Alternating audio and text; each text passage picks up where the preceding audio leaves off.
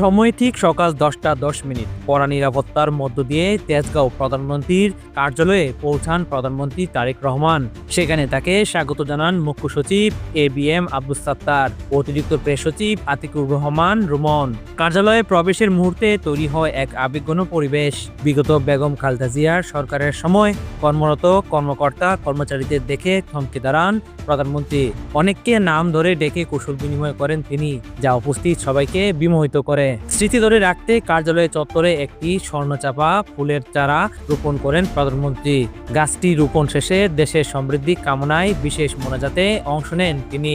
পাশে ছিলেন প্রতিরক্ষা উপদেষ্টা AKM শামসুল ইসলাম সহ উচ্চপদস্থ কর্মকর্তারা। এরপর নিজের দপ্তরে বসে আন্তর্জাতিক মাতৃভাষা দিবস 2026 উপলক্ষে বিশেষ স্মারক ডাকটিকিট উন্মোচন করেন তারেক রহমান।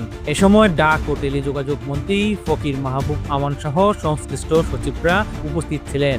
গেল 2 দিন সচিবালয়ে অফিস করলেও আজই প্রথম তেজগাঁও কার্যালয়ে পূর্ণাঙ্গ কর্মদিবস পার করলেন নতুন প্রধানমন্ত্রী। রাজনৈতিক বিশ্লেষকরা বলছেন, তার এই ব্যক্তিগত সংযোগ ও সাবলীল উপস্থিতি প্রশাসনের কাজে নতুন গতি সঞ্চার করবে। মেহেদী হাসান, ক্রান্তিকাল।